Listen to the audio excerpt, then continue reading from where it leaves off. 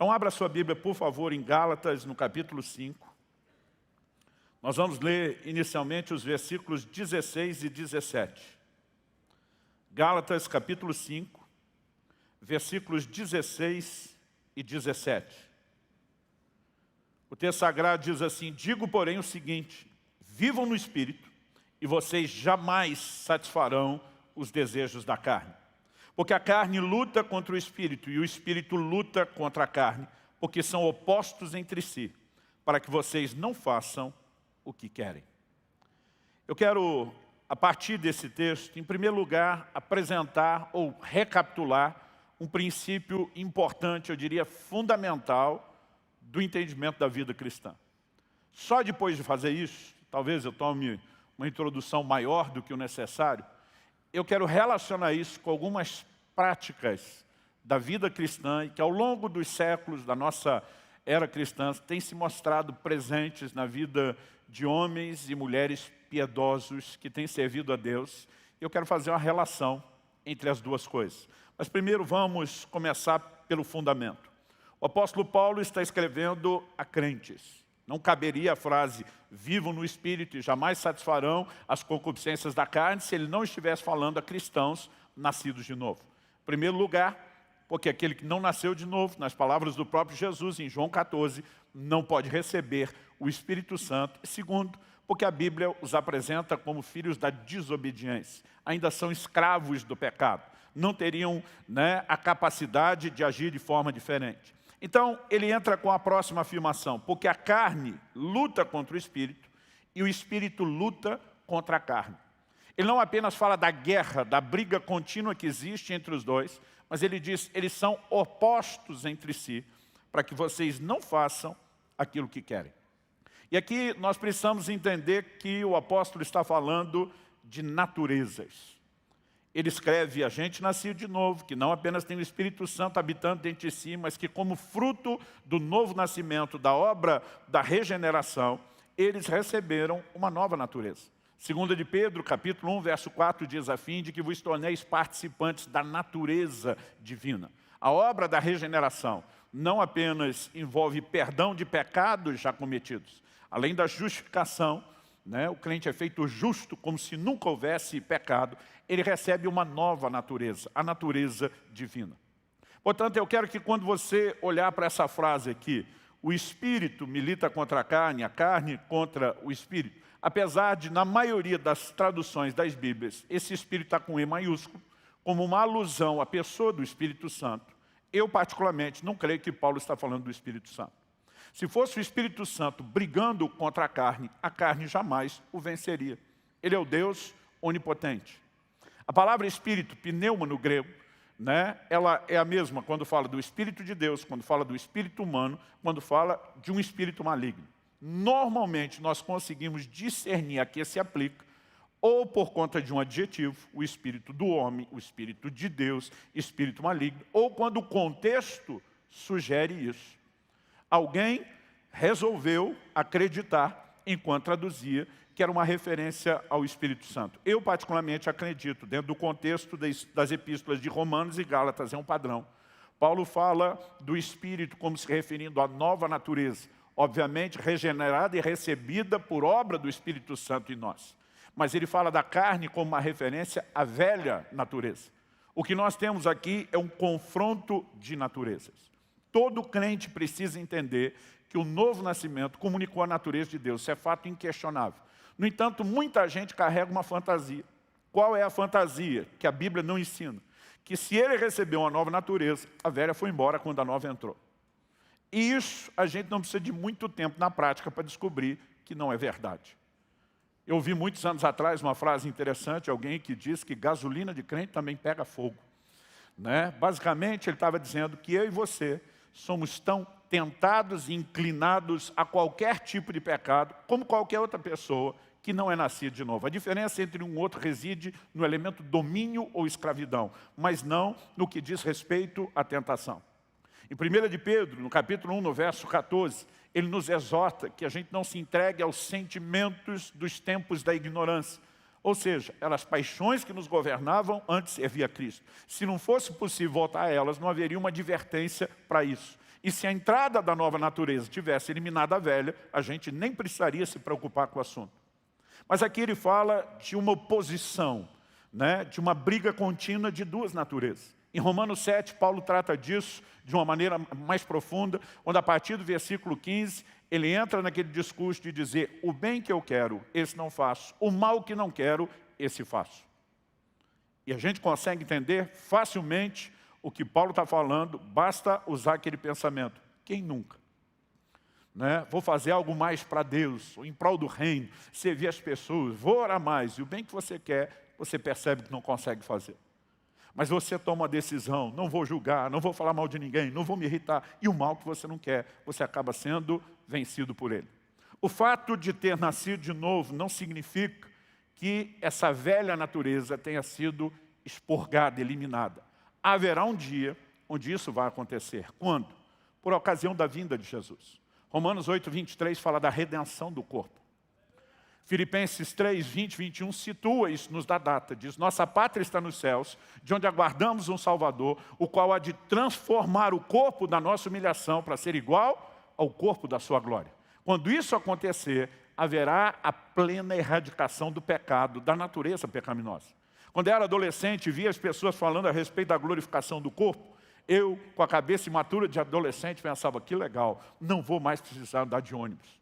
Porque imaginava Cristo com seu corpo ressuscitado, glorificado, e a Bíblia diz que Ele vai transformar nosso corpo igual ao dele.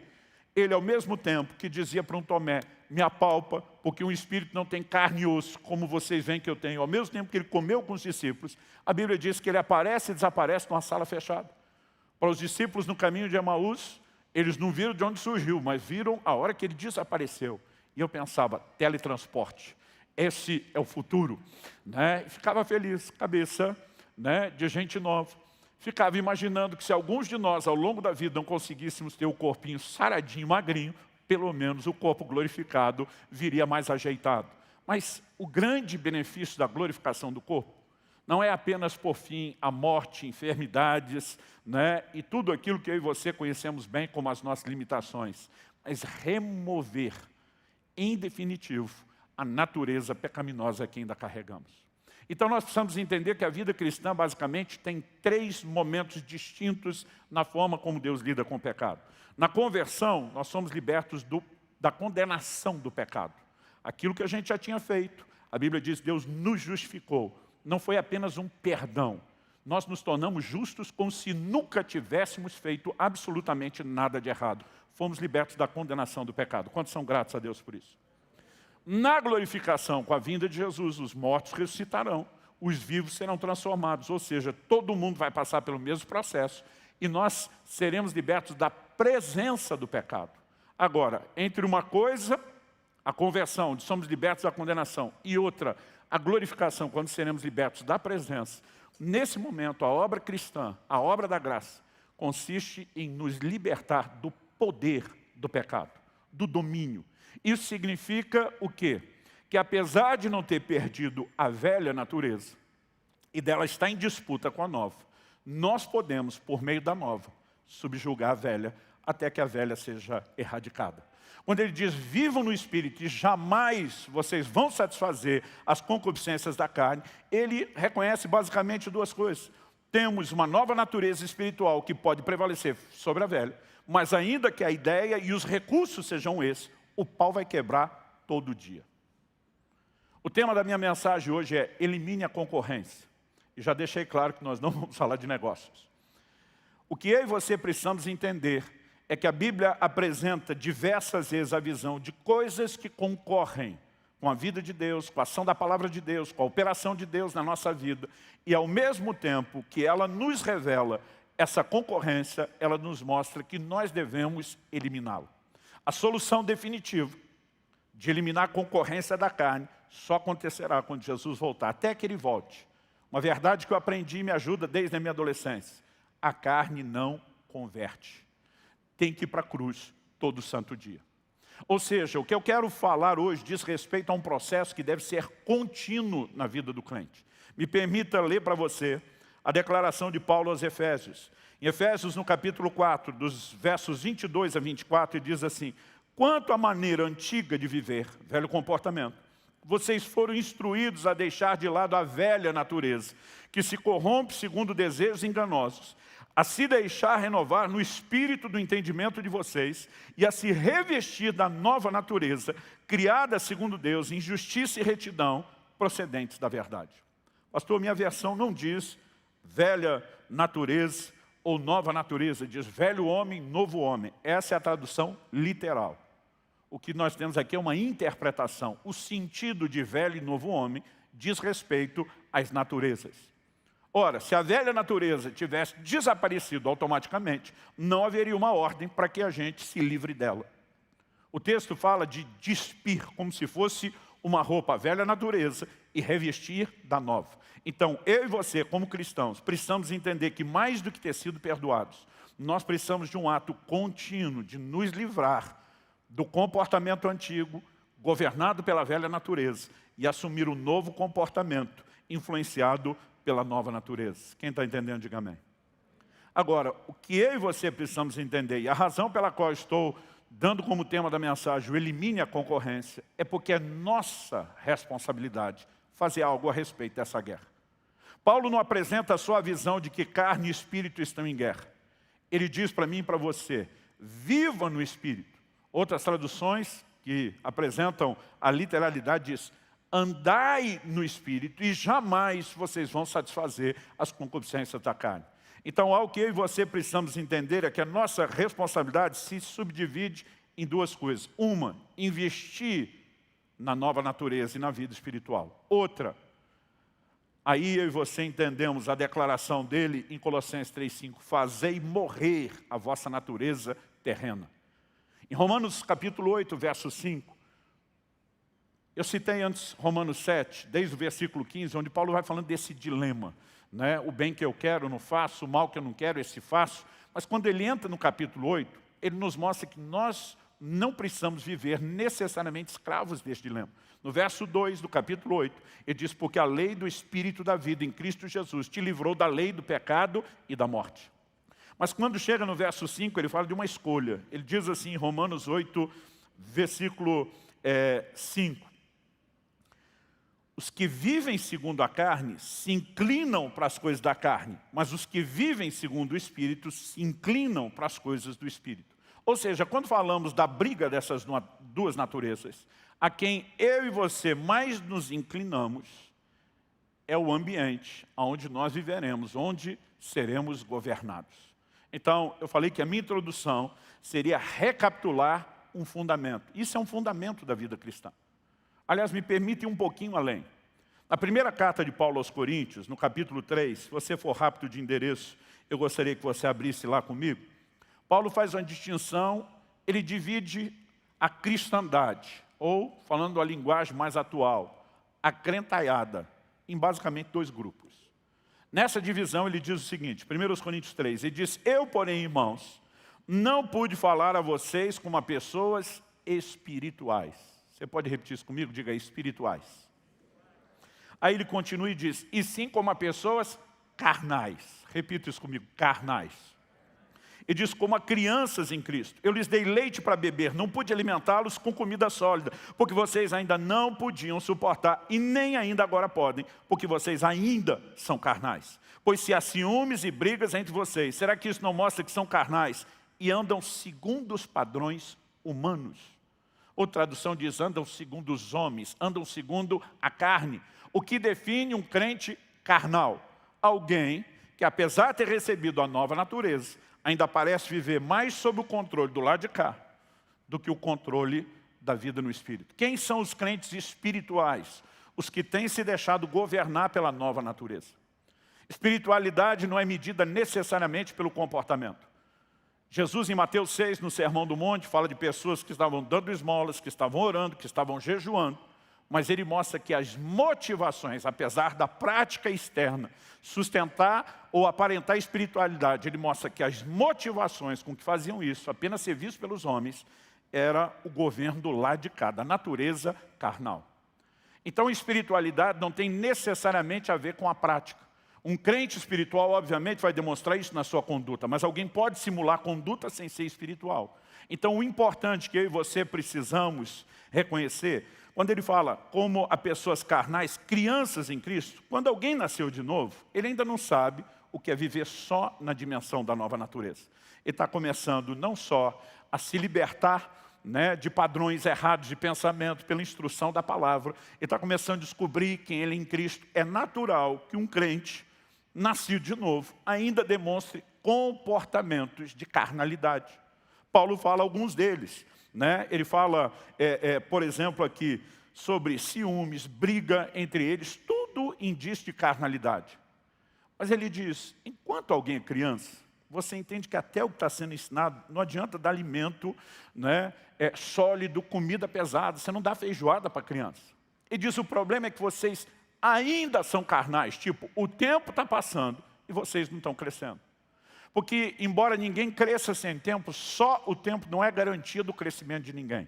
Nós precisamos entender nossa responsabilidade em corresponder com Deus, para sair da categoria crente carnal e avançar para a categoria crente espiritual. Porque, enquanto estamos andando segundo a carne, não viveremos a plenitude daquilo que Deus tem para nós. Quem está entendendo, diga amém. Então, basicamente, quando a gente tem esse conceito, eu quero te ajudar a entender como, não adianta apenas saber que a gente tem que sair dessa dimensão da carne e viver nessa vida no Espírito. Mas a pergunta a ser feita é, como podemos deixar de ser um crente carnal e nos tornarmos crente, o tipo de crente que se classifica como espiritual? Obviamente não dá para esgotar o assunto numa mensagem. Mas quando o Espírito Santo falou comigo para desenvolver o tema, ele me deu uma direção muito específica, que era relacionar esse fundamento da doutrina bíblica que eu recapitulei com vocês agora, com práticas que ele espera dos seus discípulos. Em Mateus, no capítulo 6, do versículo 1 até o 18, Jesus fala de 3 práticas, que têm sido marca de gente piedosa desde quando você se refere aos santos do Antigo Testamento. Virtudes destacadas pela própria palavra de Deus, louvadas e elogiadas. Jesus fala a respeito das seguintes práticas. Ele fala de dar esmola, ele fala a respeito de orar e ele fala a respeito de jejuar. Quando Jesus aborda o assunto, ele começa pelo fato de que havia pessoas fazendo a coisa certa do jeito errado. Então ele condena os hipócritas, diz, vocês que jejuam, né, para que as pessoas vejam, vocês que oram para ser vistos pelos homens, vocês que dão esmolas, fazendo tocar trombeta diante de você, ou seja, só para aparecer. E diz, vocês estão sendo movidos, dirigidos por uma motivação errada. Mas o fato deles fazerem aquilo da forma errada não torna a coisa em si errada. Por exemplo, Isaías 58, ele começa falando do pecado do povo, e ao mesmo tempo o profeta registra que a reação do povo é dizer para Deus, por que jejuamos nós? E o Senhor não atenta para o nosso jejum? E aí Deus responde. E diz, porque quando vocês jejuam, na verdade vocês agem dessa forma, daquela outra. Ou seja, Deus não estava falando do jejum. Deus estava falando de gente que fazia a coisa certa do jeito errado. Qual é a proposta de Deus? Que ninguém jejue? Não. Você olha Isaías 58, ele mostra qual é o caminho certo de se fazer isso. Jesus usa a mesma lógica. Então ele diz para os seus discípulos, quando vocês derem esmola, observe que ele não disse se vocês derem esmola. Da mesma forma, quando a gente fala de adversidades, que Deus diz, quando passares pelo fogo e não se passar, aqui ele está dizendo, quando derem esmola, ou seja, ele esperava esse comportamento daqueles que iriam segui-lo. Se ele disser, se você der, ele está dizendo, é opcional, mas quando ele diz, quando der, ele está dizendo, eu estou contando com isso. Não haveria o menor sentido em ele nos instruir sobre como fazer alguma coisa, se a coisa que ele está instruindo não fosse para ser feita. Então, obviamente, ele estava esperando isso de nós. Assim como ele diz, quando orardes, não se orardes. Assim como quando ele chega no jejum e diz, quando jejuardes. Ele não diz, se você quiser fazer isso. Mas, de alguma forma, tirando a oração, que tem imperativos no Novo Testamento, orai sem cessar, e diante de um comando desse, ninguém vai discutir, embora os crentes saibam que a oração é inquestionável, são negligentes e não praticam, mas na teologia não se discute. A igreja, principalmente dos tempos modernos, começou a relativizar a ordem de dar esmolas e a ordem de jejuar, como se não fossem práticas da nova aliança, ou como se não fossem coisas importantes. Outro dia alguém me disse, ninguém é salvo pelas obras. Jesus não falou de ser salvo por isso. Aliás, em Efésios 2, nos versículos 8 e 9, quando a Bíblia diz, pela graça sois salvos, mediante a fé, isso não vem das obras. Na sequência, no verso 10, ele diz, pois somos feitura dele, criado em Cristo Jesus para as boas obras. Ou seja, nós não somos salvos pelas, mas fomos salvos para as boas obras. Dá para entender a diferença? Então, Jesus não está dizendo que aquilo era para ser feito para alcançar a salvação, mas ele está dizendo, de vocês, meus discípulos, que serão salvos, eu espero que vocês façam isso. Mas de alguma forma nós fomos ao extremo, porque muita gente fez do jeito errado. Não, pastor, é que durante anos a igreja romana promoveu a ideia e o conceito de ser salvo pelas obras. E daí? Porque alguém fez a coisa certa da forma errada, nós vamos deixar de fazer a coisa certa do jeito certo? Não, pastor, é porque antes da minha experiência eu vim do Espiritismo e entendia que boas obras eram uma maneira, né, de lidar com o karma, de me aperfeiçoar. Ok, ainda que você tenha entendido que na perspectiva de Deus é diferente. Quem foi que disse que não era para fazer? Quando você observa a vida dos santos piedosos do Antigo, do Novo Testamento, e mesmo ao longo da história cristã, essas três virtudes sempre foram destacadas. Alguns pregadores têm chamado isso de o cordão de 3 dobras. Uma prática que, se unida, ela é poderosa. E nós precisamos entender por quê. Aliás, ao longo do tempo, os cristãos formaram o hábito de misturar essas 3 coisas. Por exemplo, num dia de jejum, eles não apenas dedicavam o tempo que não iam preparar a comida e comer à oração, mas normalmente eles abriam mão daquele alimento que comeriam e decidiram não comer e usavam aquilo para alimentar os pobres e os famintos. Eles conseguiam unir jejum, oração e esmola num único ato. Agora, eu e você precisamos entender a maneira de lidar com isso que Jesus claramente disse esperar de nós. E nós precisamos entender qual a relação entre essas práticas e a necessidade de sairmos daquele lugar onde a velha natureza domina para entrarmos na nova. Todas essas experiências, em Mateus 6, Jesus diz, quem faz só para ser visto pelos homens, já ganhou sua recompensa, conseguiu o que queria. Mas ele diz, se você fizer no secreto, não para se promover, mas para Deus, e diz, o Pai que vem secreto te dará a sua recompensa. Então Jesus está dizendo que são práticas que têm recompensa. Por ele mencionar que vai ter recompensa, alguns imaginam que isso é uma espécie de moeda de troca. Que Deus está dizendo, então, toma lá, dá cá. A verdade é que há muitas outras condutas que vão nos levar a experimentar a bênção. Mas nós precisamos entender isso não como moeda de troca, e sim como um princípio que eu vou explicar melhor ao final, chamado semeadura e ceifa. Na verdade, o que nos faz ter a recompensa, não é porque quando Deus olha uma dessas 3 condutas e diz, uau, tu é um crente decente, vou te promover e te recompensar, então ele nos leva ao patamar de crentes espirituais. Não. O que eu e você precisamos entender é que se a velha natureza precisa o tempo todo ser confrontada, subjugada, quando Paulo diz, estou crucificado com Cristo, ele não está falando de algo que era literal. Ele está falando que o tempo todo nós precisamos fazer com que essa velha natureza morra. Em 1 Coríntios, no capítulo 9, no versículo 27, Paulo diz, eu esmurro o meu corpo, eu reduzo a escravidão, para que depois de ter pregado, eu não venha a ser desqualificado. A frase esmurro o meu corpo levou a igreja romana, ao longo dos séculos, a instituir uma prática chamada autoflagelo, ou flagelação, autoflagelação. A maioria de nós não vivenciou isso de perto, mas deve ter visto no mínimo um filme, gente que tirava suas vestes, pegava um chicote, batia nas costas.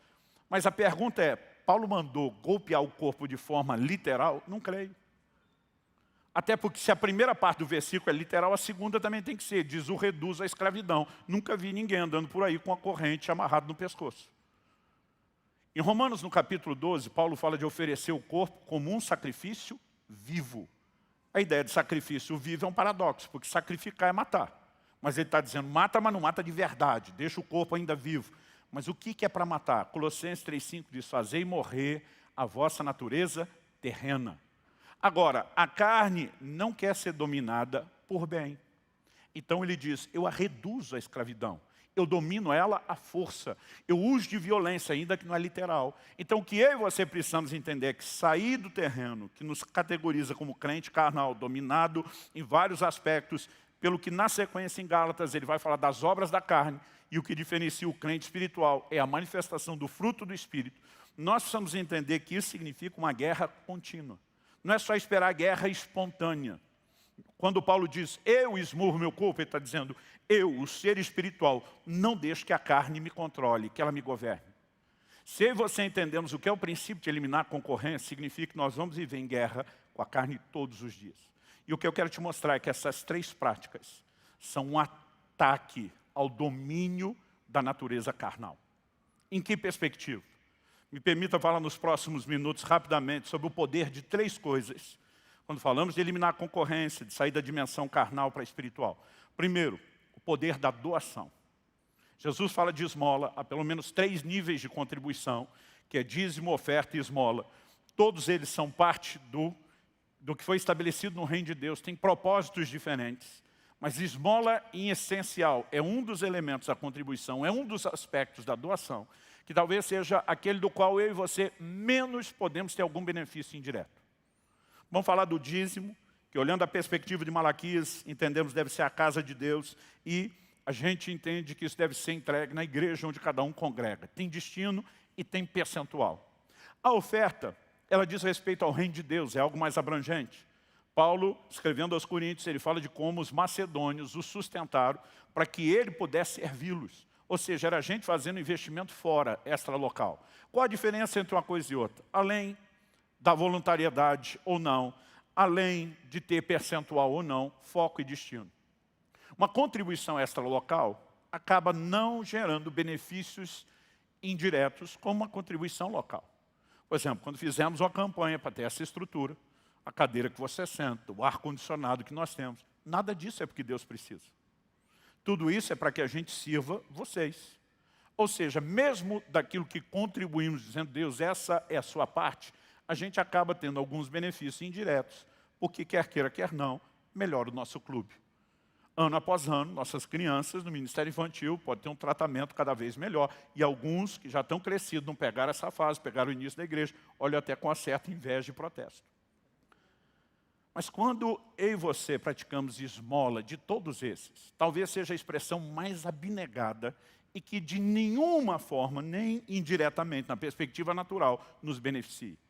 E quando Jesus falou sobre isso, ele não estava pensando apenas em alguém que tem necessidade ou fome. Assim como quando Deus instituiu o princípio do perdão, ele não pensou apenas na pessoa que precisa de perdão. O ofensor, quando perdoa, não está apenas liberando alguém do lado de lá. Ele está protegendo o seu coração do lado de cá. Gente, ofensa é uma das coisas mais danosas no relacionamento com Deus, a falta de perdão, a mágoa que alguém carrega. Alguém definiu com muita propriedade, há muito tempo atrás, que o ressentimento é algo semelhante a todo dia você beber um pouco de veneno, esperando que quem lhe ofendeu morra. Quando o dano está vindo para você. E a dificuldade que muitos de nós temos na hora de exercer o perdão, é porque a gente pensa assim, o miserável já me causou esse dano.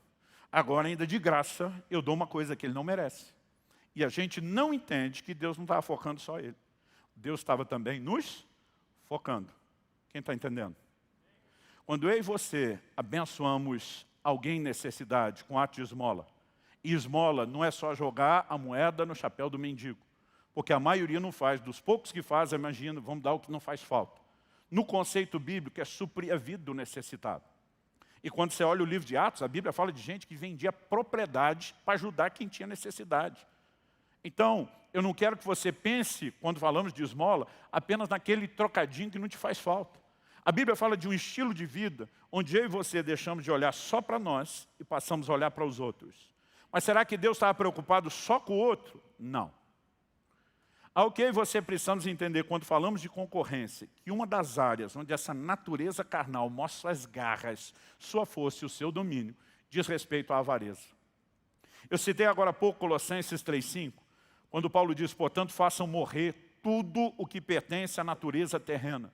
Se você ler o versículo inteiro, ele diz assim, imoralidade sexual, impureza, paixões, maus desejos, e até aqui a maioria de nós parece concordar, não, isso é natureza carnal e terrena. Mas ele termina dizendo assim, e a avareza que é idolatria. Por que ele chama avareza de idolatria? Ele diz, porque um crente que é apegado demais ao que é material, tem um ídolo, um falso Deus na sua vida, tem concorrência. Em Mateus 13, na parábola do semeador, Jesus fala que uma das sementes caiu entre espinhos. E aí ele define assim, e os espinhos cresceram e sufocaram a semente. O que é a semente? É a palavra. O que é que teve o poder de sufocar a ação da palavra naquele que ouviu a pregação do Evangelho? No verso 22 de Mateus 13, Jesus explica: o que foi semeado entre os espinhos é o que ouve a palavra, porém as preocupações desse mundo e a fascinação das riquezas sufocam a palavra e ela fica infrutífera. De novo a ideia de que algo que concorre com a palavra de Deus relacionado ao materialismo está presente. Em Mateus capítulo 6, Jesus diz: não podeis servir a dois senhores, não podeis servir a Deus e às riquezas. Uma das únicas coisas chamadas de um senhor que concorre diretamente com o senhorio de Deus na nossa vida é um relacionamento errado com aquilo que é material. Ou seja, de novo a ideia aqui é o quê? Elimine a concorrência. Quando Deus nos leva a cultivar a disciplina, a mentalidade, a visão de dar, que reflete a natureza dele, Deus amou o mundo de tal maneira que deu. A Bíblia mostra sempre e exalta a generosidade de Deus. Quando a Bíblia está nos levando a nos alinhar com Deus, ela está nos levando a absorver o quê? O comportamento da nova natureza. E chocar diretamente a velha natureza. E quando nós começamos a entender que essas práticas não nos levam à classificação de espirituais por mérito, não tem a ver com mérito, mas são meios da graça que nos ajudam a sufocar essa velha natureza, eliminar a concorrência, para que a nova seja fortalecida. Quem está entendendo, diga amém. Portanto, quando a gente enxerga esse quadro, e é lógico que não é apenas o que fazemos, é o coração com que fazemos. Jesus condenou os hipócritas que estavam dando esmolas por motivos errados e que eles não teriam recompensa nenhuma com isso. O final do capítulo 4 de Atos termina falando de Barnabé, um homem de Deus. A Bíblia fala dele vendendo suas propriedades para ajudar os necessitados. Aí o capítulo 5 emenda, o início do capítulo 5 começa a falar de um outro camarada chamado Ananias, que com a sua esposa Safira resolveram vender a propriedade e fazer a mesma coisa, mas com o coração totalmente errado. Ou seja, não é o ato, não é aquilo que fazemos que produz resultado, é o coração, onde eu e você decidimos, tomamos a decisão certa, vou me inclinar a uma motivação carnal ou vou me inclinar a uma motivação correta, me alinhando com Deus. É esse posicionamento que tem o poder ou de confrontar, ou então no caso de Ananias, no de Barnabé, confrontar a natureza carnal, no caso de Ananias, só fortaleceu. Quando nós começamos a entender isso, essas práticas começam a ter um lugar distinto na vida cristã. Isso me leva a reconhecer que a disciplina da doação, o ato de dar, a ênfase principal aqui é esmola, mas pode tratá-lo de forma abrangente. Além de abençoar outros, ele na verdade nos ajuda na construção do caráter cristão. Quem está entendendo, diga amém. Segunda coisa, o poder da oração. Em Mateus, no capítulo 26, nos versículos 40 e 41, Jesus está no jardim do Getsemane e o texto diz assim: voltando-se para os discípulos, achou-os dormindo e disse a Pedro: então nem uma hora vocês puderam vigiar comigo? Vigiem e orem para que não caiam em tentação. O espírito, na verdade, está pronto, mas a carne é fraca. Em primeiro lugar, eu e você precisamos entender o que está acontecendo. Jesus está num dos momentos mais angustiantes da sua existência. A hora da cruz está chegando.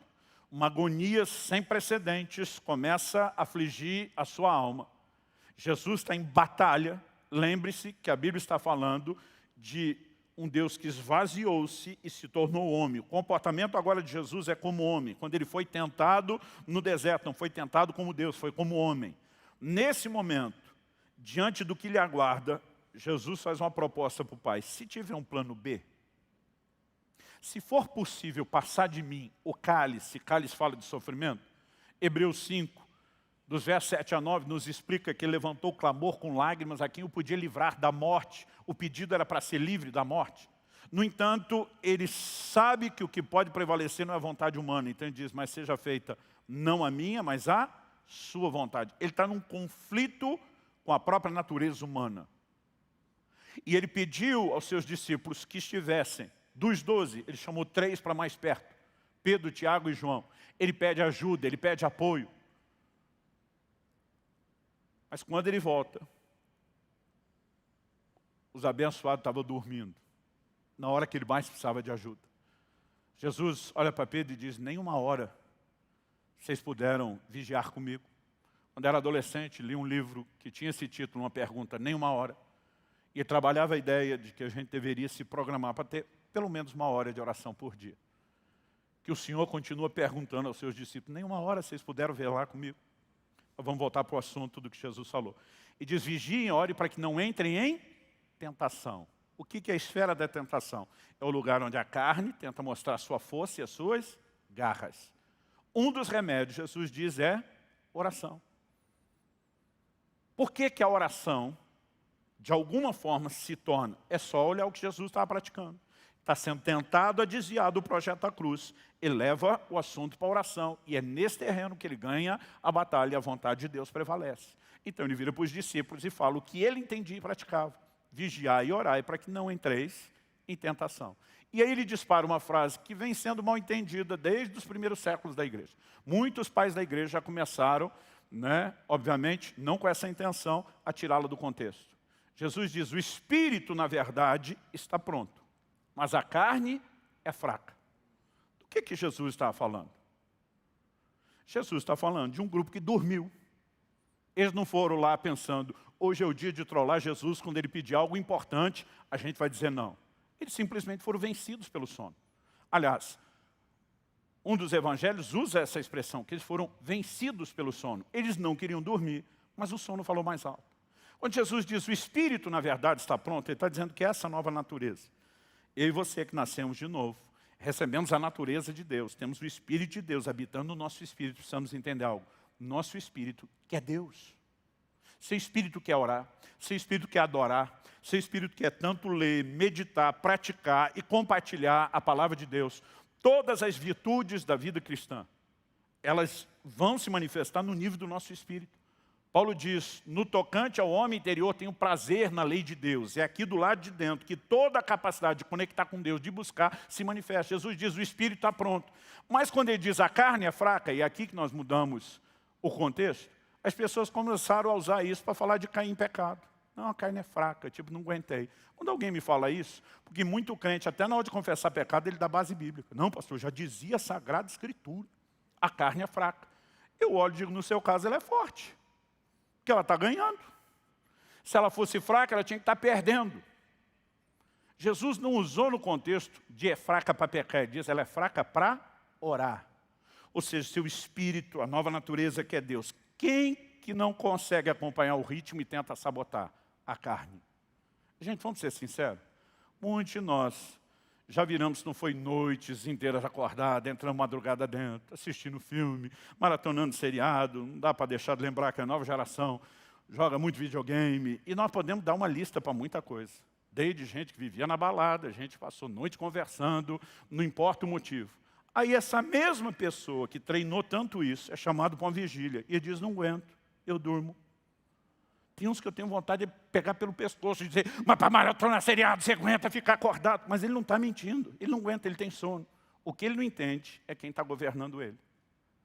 Quando está naquilo que vai alimentar a carne, ele está empolgado, porque para isso a carne é forte, ela é fraca para cá. É por isso que Paulo diz, eu esmurro, vou carregar na marra. Existe na vida cristã coisa que nós chamamos de disciplina. Você não ora ou não deveria orar só porque tem vontade de orar. Você não deveria jejuar só porque bateu vontade de jejuar. É diferente quando tem um direcionamento de Deus. Você não deveria dar esmola só porque acordou com vontade de repartir o pão. Existem coisas que nós fazemos por disciplina. A gente olha para esse inimigo, para a concorrência e diz, você vai ser eliminado. Eu estou marcando você, eu vou te dar o tombo, eu vou contra você com todas as ferramentas. Quem está entendendo? Agora, o que é que a oração tem a ver com isso? Nós precisamos pensar em algo que remonta a muito tempo atrás. Em Efésios 4:27, Paulo diz assim, para os crentes, não deem lugar ao diabo. Pastor, mas o mesmo Paulo não escreveu aos Colossenses que Deus nos arrancou do império das trevas, nos trouxe para o seu reino de luz? Sim. Mas ele está dizendo que mesmo vivendo do lado de cá, nós podemos nos expor a influências do reino das trevas e da ação de Satanás. Agora a pergunta é, como o diabo pode ter lugar ou espaço? Então vamos voltar aos primórdios da humanidade.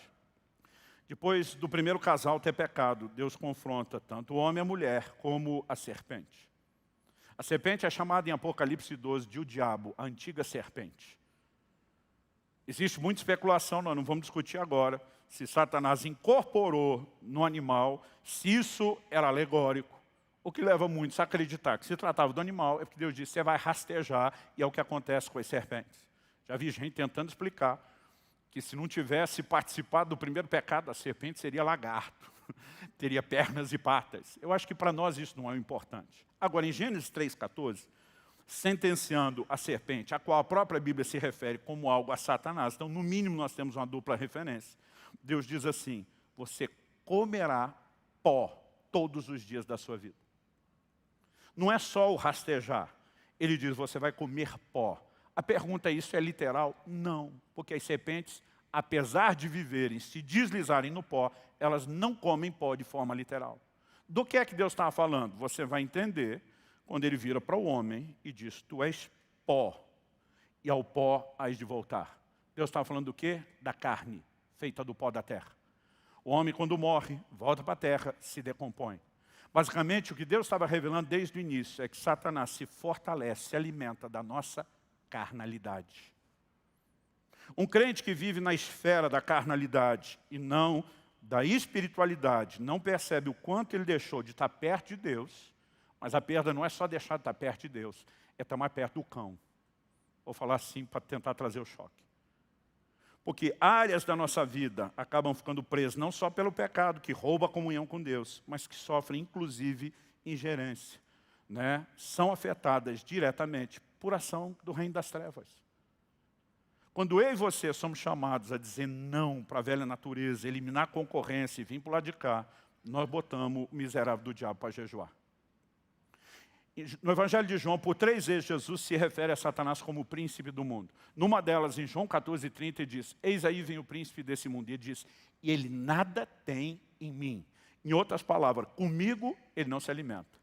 Na minha vida, ele não se fortalece. Não existe nada que lhe dê um espaço, 1 centímetro sequer. Quem está entendendo, diga amém.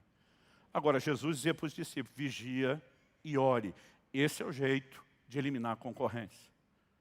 E quando nós começamos a entender essas verdades, que elas não nos promovem para cá por mérito, mas que elas nos ajudam a eliminar a concorrência, o domínio da carne, viver num lugar de sensibilidade a Deus e intervenção, as coisas mudam de figura. Então, assim como a disciplina da doação, a disciplina da oração, além de nos aproximar de Deus, fortalecendo nosso espírito, nos distancia do diabo, mortificando ou enfraquecendo a nossa carne. Terceiro e último lugar, eu quero terminar falando do poder do jejum. Uma frase que eu aprendi desde a adolescência foi que o jejum não muda Deus. Ele nos muda. Apesar de não mudar Deus, que é um ser imutável, aliás, nada que você faz muda Deus. Não é a sua oração que faz Deus mudar de ideia. A oração, assim como a esmola, assim como o jejum, eu gosto da definição de Wesley, ele chama de meios da graça. A Bíblia diz em Romanos 5,2 que pela fé nós temos acesso à graça. Existem alguns meios que nos permitem expressar a fé e usufruir em Deus de coisas que Ele disponibilizou, mas que não podem ser recebidas de outra forma. Nós não oramos para Deus mudar de ideia. Nós oramos para receber aquilo que Deus já tinha determinado, que queria que eu e você experimentássemos. Nós também não jejuamos para convencer Deus de que é algo importante. Um dia desse alguém me perguntou, pastor, o senhor jejua para chamar a atenção de Deus? Eu falei, meu querido, a maior parte da minha vida eu tenho jejuado que Deus chamou minha atenção. Há uma fome por Ele. Aliás, esse é um assunto que eu vou abordar em outro momento aqui, uma mensagem intitulada, fome de quê? Eu falei, todos nós somos amados de Deus. Deus está de olho em cada um de nós. A Bíblia diz que os seus olhos estão atentos, seus ouvidos estão atentos às nossas súplicas. Eu não jejuo para chamar a atenção de Deus. Eu jejuo para romper limitações que me afastam dEle. Daqui a pouco eu vou falar do impacto do jejum na nossa fé. Mas, em primeiro lugar, nós precisamos entender essa ordem do domínio próprio. Quando Caim estava para pecar, o Senhor advertiu ele, diz, o pecado jaz à tua porta e o seu desejo será contra ti. O Senhor diz para ele, mas a ti cumpre dominá-lo. Domínio próprio aparece desde o início da Bíblia. Quando Paulo fala de esmurrar o corpo, reduzir a escravidão, simbolicamente, domínio próprio. Quando ele fala de oferecer o corpo como sacrifício vivo, domínio próprio.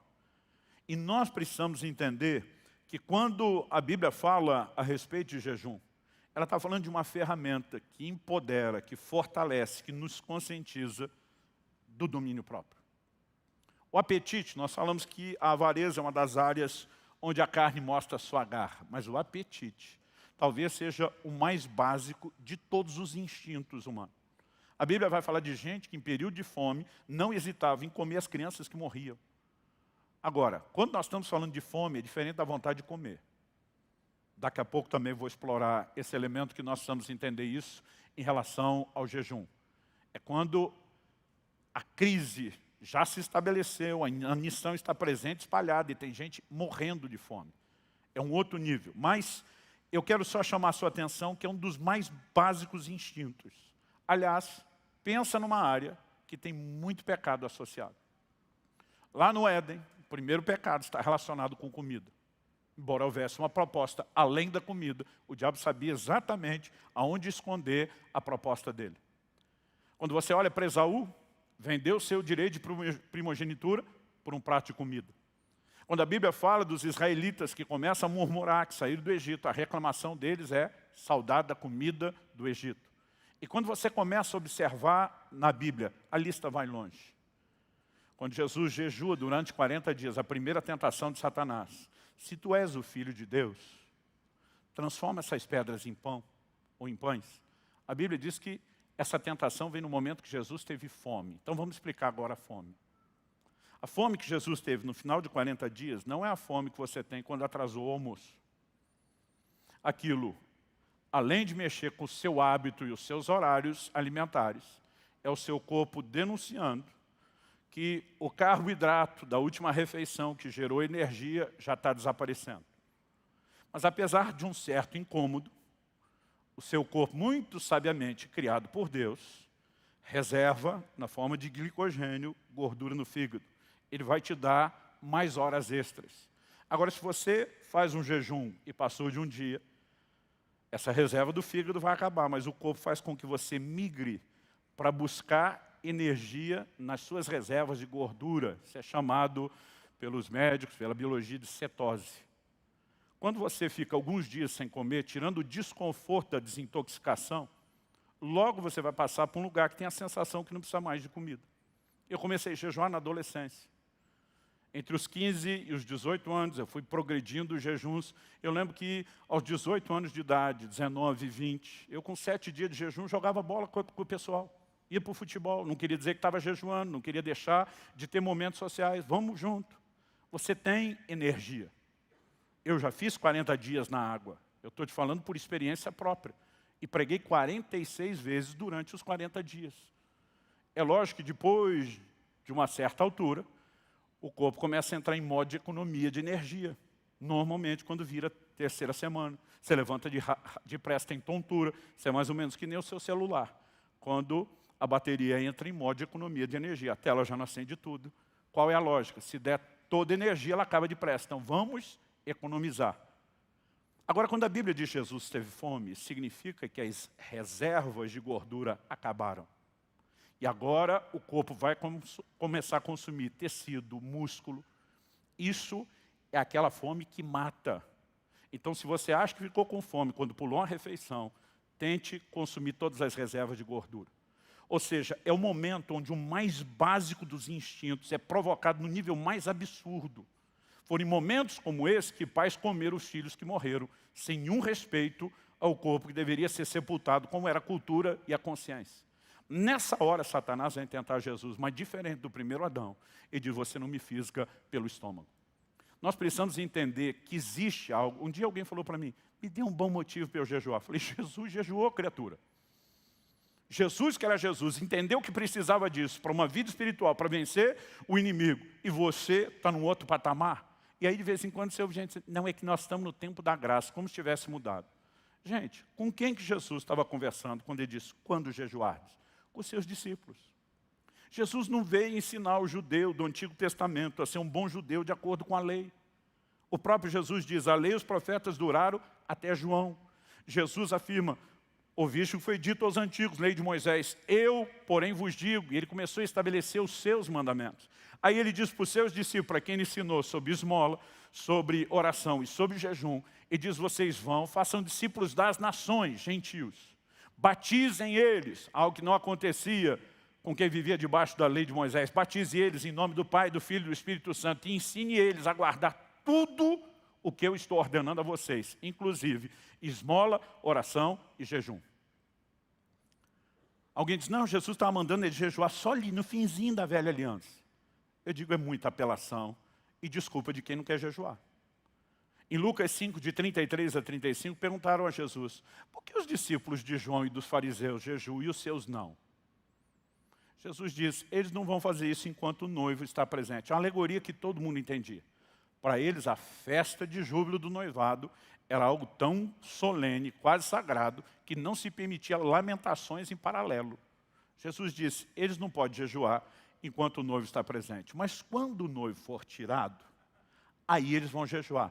Quando Jesus disse quando o noivo foi tirado, está falando do quê? Não só da sua morte e ressurreição, mas da sua assunção aos céus. Ele está dizendo, quando eu não estiver mais aqui, tiver bem estabelecida a nova aliança, aí começa o tempo do jejum. Como que alguém vem dizer que o jejum não é para o cristão da nova aliança? Nós precisamos entender que essa prática, ela tem um poder extraordinário, não só de subjugar a força da carne, mas nós precisamos ir além. Davi, no Salmo 35, 13, diz assim, eu afligi a minha alma com jejum. Essa expressão afligir a alma é a ordem que Deus deu no dia do Yom Kippur, no Velho Testamento, o dia da expiação. E diz, todo mundo em Israel tinha que afligir a sua alma nesse dia. Você não encontra ali no Pentateuco o verbo jejuar. A expressão é afligir a alma. Na sequência, Deus diz, quem não afligir a alma no dia da expiação, será eliminado no meio do povo. Se afligir a alma fosse só algo sentimental, interior, como é que podia saber quem está fazendo e quem não está? Mas quando você olha ao longo da Escritura, eles praticaram essa ordem como? Jejuando. Quando Paulo, naquele navio que era para ir para Roma, acaba com o naufrágio, levando eles a Malta, menciona o dia do jejum, ele está falando do dia anual, do jejum que era o dia da expiação. Por que eu e você precisamos entender o elemento de afligir a alma? Porque tem muita gente que fala assim, não pastor, eu não jejuo porque eu não me sinto bem. Eu digo, me diz quem é que se sente bem.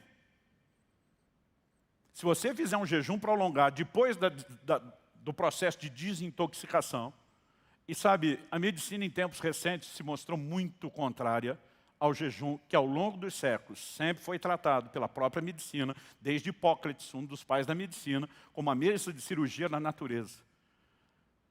Em tempos recentes começaram a mudar a conversa, não é isso, faz mal, né? Mas principalmente depois de 2016, quando o Prêmio Nobel de Medicina foi dado a um japonês que comprovou, documentou o processo de autofagia, que é a limpeza que as células produzem, e ele destacou, inclusive, como o jejum provoca isso.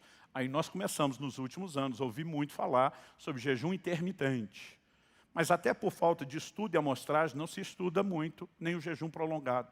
Mas, via de regra, a menos que haja um estado de saúde comprometido, enfermidades crônicas, o jejum tem um poder maior de te fazer bem do que o contrário. Aliás, mais gente morre no mundo pelo excesso de comida do que pela falta dela. O que eu e você precisamos entender é que, obviamente, além daquela indisposição física, fiz enquete essa semana para tentar saber o que incomoda mais as pessoas no dia do jejum.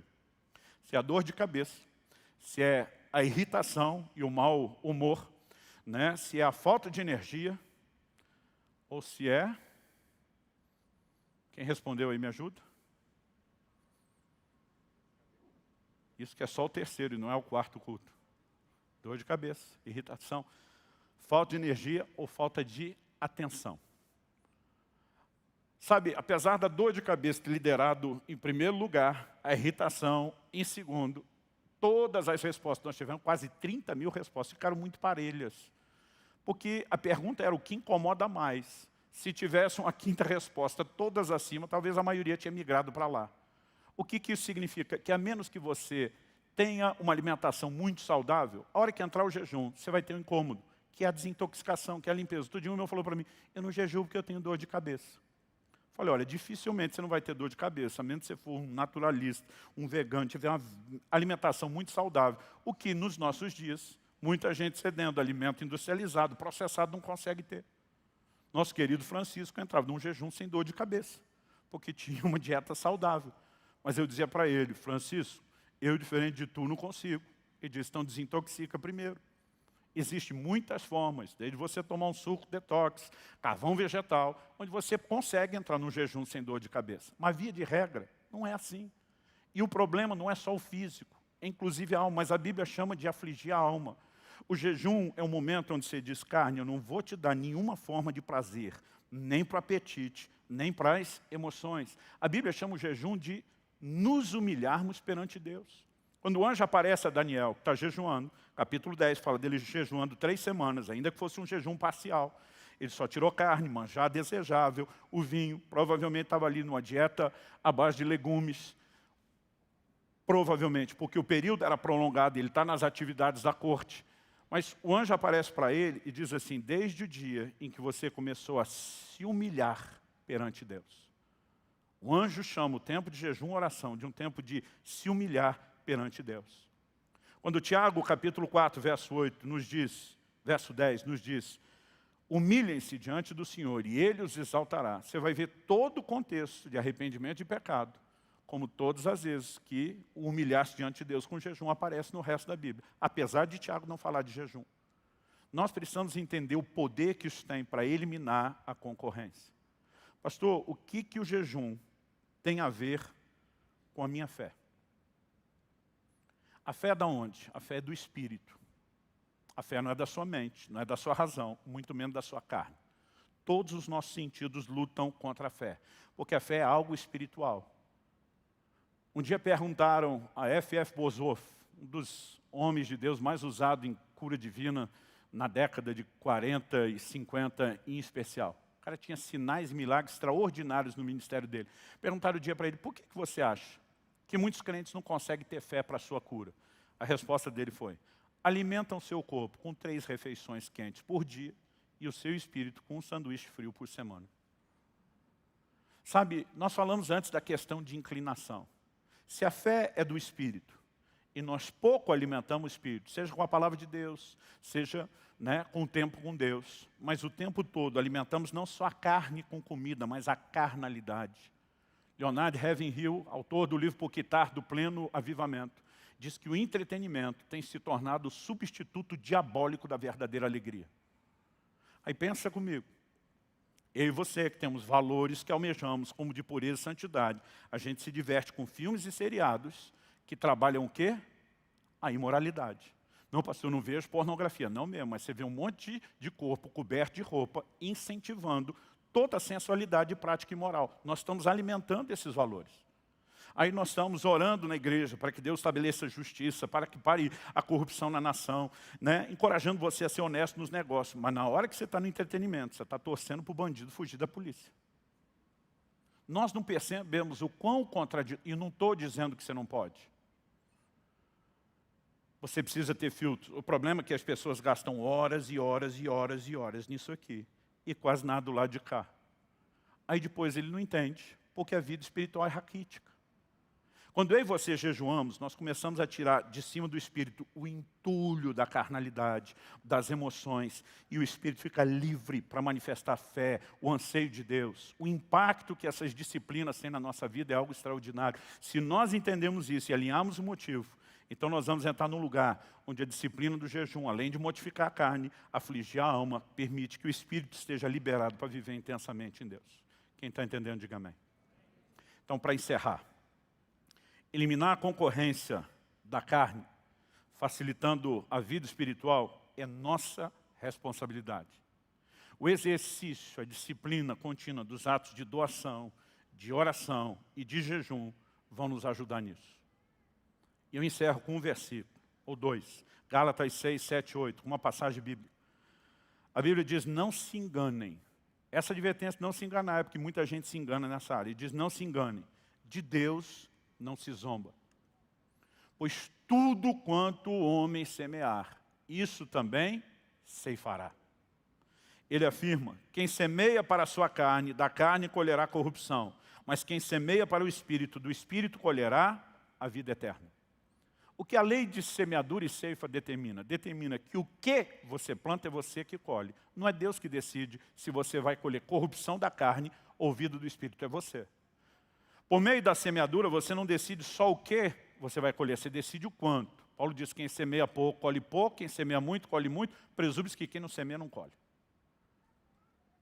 Agora, se nós vivemos só focado no que é terreno, gente, o centro de gravidade dessa natureza terrena puxa para baixo. O centro de gravidade da nova natureza puxa para cima. Colossenses 3:1, pensai nas coisas que são do alto, buscai as coisas que são de cima e não as que são da terra. Se eu e você não aprendemos a desprender desse centro de gravidade e valorizar isso aqui, nós vamos ter problemas. Essa semana eu fiz uma enquete e de quase 30 mil pessoas que responderam, cerca de 60%, nunca fizeram um jejum de 24 horas sequer na sua vida.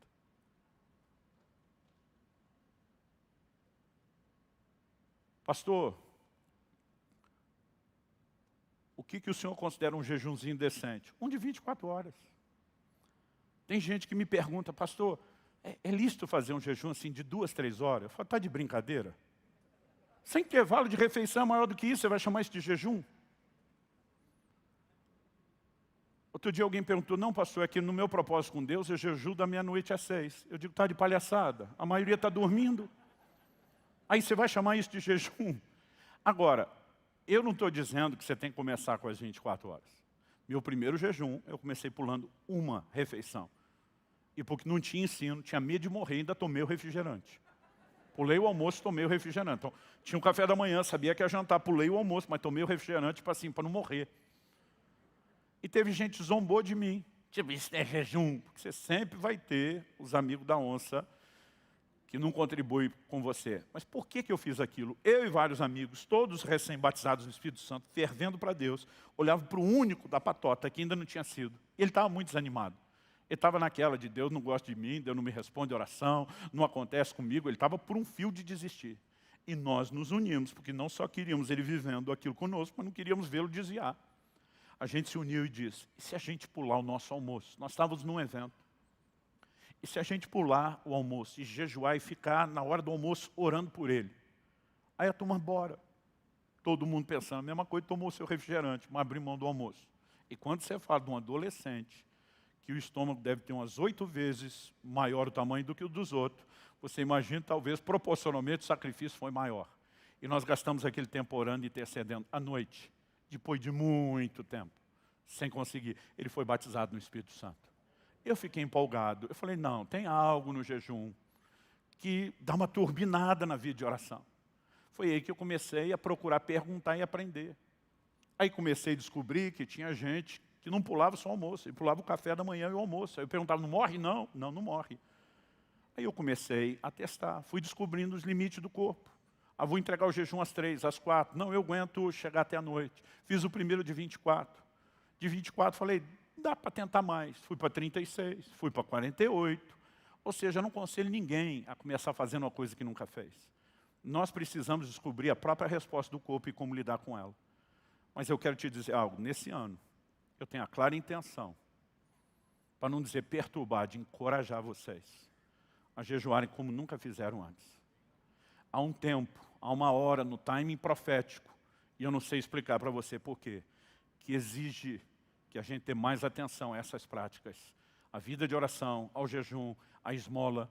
E sabe, quando nós entendemos o que é unir esse cordão de 3 dobras, como eu falei, santos ao longo da história, davam para um necessitado comer o que eles não comiam. Usavam o tempo de não comer para orar. Eles sempre combinavam essas coisas. E quando nós começamos a intensificar essas práticas, nós vamos ver um resultado diferenciado. Vamos ficar em pé para parecer que está acabando?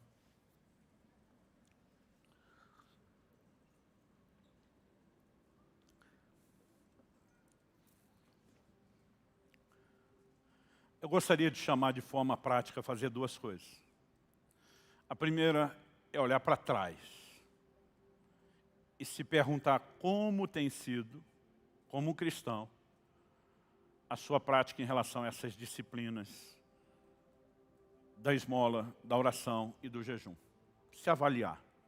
Dar uma olhada para trás e dizer, foi mais ou menos, foi ruim pra caramba, foi até bonzinho, mas dá para melhorar. Mas ao mesmo tempo, eu quero pedir que depois você olhe para frente e diga, depois de tudo que eu ouvi, o que é que eu vou fazer com isso nesse ano de 2022? Não estou dizendo que o que eu falei se limita a esse ano que começa, mas é um bom foco a curto prazo para a gente começar a se exercitar nessas práticas. Paulo, quando falava de tropeço, ele dizia, esquecendo-me das coisas que para trás ficam. Eu sei que ele está falando de tropeço porque o contexto, ele diz, eu ainda não cheguei lá, não que eu tenha alcançado, mas esquecendo-me das coisas que para trás ficam. E avançando para as que estão diante de mim. Eu não vim aqui condenar você de, no seu passado, talvez não ter dado esmola, orado e jejuado como deveria. Eu vim te ajudar a se perguntar, por que não começar a fazer isso de uma forma como nunca fizemos? Eu não vim censurar o tempo em que você não fez, eu vim te encorajar esse novo tempo onde você vai começar a fazer. Quem está entendendo, diga amém. E é uma escolha, uma decisão. Essas semeaduras que fazemos na nova natureza nos ajudam no ato contínuo de eliminar a velha natureza, de subjugá-la. O termo elimine a concorrência é muito mais para que você guarde o que nós estamos falando do que uma tentativa da definição teológica. Mas eu quero te encorajar a se colocar diante de Deus, e você não precisa fazer nenhum voto precipitado. Mas eu gostaria que você orasse dizendo a Deus, quando sair por uma dessas portas, eu não quero que essa consciência que foi produzida aqui em mim morra. Que você possa de fato orar e buscar o Senhor dizendo, eu quero entrar no lugar de uma consciência mais clara, mais profunda dessas verdades. Apesar de nos últimos anos vir crescendo muito na prática, principalmente do jejum, eu fico olhando para trás e dizendo, Deus, eu queria ter tido essa consciência mais cedo. Eu queria ter percebido o resultado que isso produz mais cedo. Não foi falta de ouvir, mas muitas vezes não entrou. Talvez pela imaturidade, talvez porque eu não quis. Então, eu quero que você não se sinta meramente cobrado, mas privilegiado por entender informações e chaves que podem revolucionar a sua caminhada, de tirar você da classificação de um crente carnal para um crente espiritual. A plenitude do que Deus tem para nós está nessa dimensão, não naquela. É impressionante como as coisas mudam. Eu lembro de um jejum onde eu estava 25 dias já só na água, estava pregando num estado do Nordeste, e no final da reunião, que foi pela manhã, eu decidi acompanhar um grupo de pastores, foi todo mundo para uma churrascaria. Eu lembro que o pastor da igreja falou para mim, cara, tu tá maluco? Você está 25 dias sem comer? Vai para o hotel. Eu falei, não, eu quero ter comunhão com vocês, nós vamos continuar falando das coisas de Deus. Aí ele falou assim, estou com medo de você ser tentado. Eu falei, meu amigo, nesse momento, eu estou com nojo de tudo isso que vocês estão comendo. Alguém disse que é só a reação da desintoxicação. Eu acredito que é mais do que isso. Existem mudanças que acontecem em nós, aquilo que a gente dá valor. Eu descobri que quanto mais eu jejuo, menos as coisas que ao longo dos anos eu jejuei, coisas materiais, pedindo para Deus, menos importância elas têm. Uma das maiores crises que eu tive no meu primeiro jejum de 40 dias, foi que durante 40 dias ninguém me irritou. Quando eu entrei no jejum, já tinha feito a desintoxicação, não tive irritação nem dor de cabeça do processo, e ninguém me irritou. Pastor, isso não é algo bom? É, mas como meu temperamento é colérico, para quem não entende, barraqueiro por natureza, eu tenho que me dominar o tempo todo. Eu fiquei espantado, porque meu temperamento não tinha mudado, mas ninguém me tirava do sério. A Kelly, minha esposa, que quem conhece de perto sabe que é um doce de pessoa, nem ela aguentava. Ela me ironizava e era sarcástica. Ela olhava para mim e dizia, quem está aí? O que você fez com meu marido? Mas pastor, qual foi a crise? A crise é que eu perdi a desculpa de culpar o temperamento. A parte boa do temperamento estava lá no jejum. Mas o que é a força da carne, que a gente fica criando desculpa para não tratar, tinha perdido suas forças. Gente, é um lugar de libertação para quem começa a entrar fundo nessas práticas e nesse lugar. E é só quando você chega lá que você realmente entende. Mas eu quero te dizer, vale a pena. O que antigamente foi a marca que distinguia os homens e mulheres piedosos, está sendo alvo de ridicularização hoje em dia. Então o cara que dá esmola, que ora e jejua, virou religioso. Porque alguns religiosos fizeram isso da forma errada. Não vamos presumir que Deus não queria e que todo mundo que faz é religioso. Isso não é só um pecado, é uma manobra de Satanás para parar a igreja de sair do lugar onde ele a controla para o lugar onde Deus nos governa plenamente. Nós precisamos resgatar essas práticas. Você recebe essa palavra em nome de Jesus. Meu Deus, nós oramos. Nós clamamos por esse lugar de profundidade no Senhor. De fome pelo Senhor. Um lugar de liberdade das garras da carnalidade. Onde tua presença é percebida e desfrutada em níveis muito mais profundos. Sopra sobre nós. Desperta-nos para um tempo de entrega, de consagração, de crescimento. Somos gratos, ó Deus, pela paciência, bondade e misericórdia que o Senhor manifesta conosco enquanto estamos no estágio da carnalidade. Mas não queremos ser escravos desse estágio. Nós queremos crescer espiritualmente. Nós queremos romper. Nós queremos entrar nesse lugar mais profundo. E clamamos graça do Senhor, ajuda e favor para avançar, eliminando a concorrência. Nós oramos em nome do Senhor Jesus. Em nome de Jesus. Amém.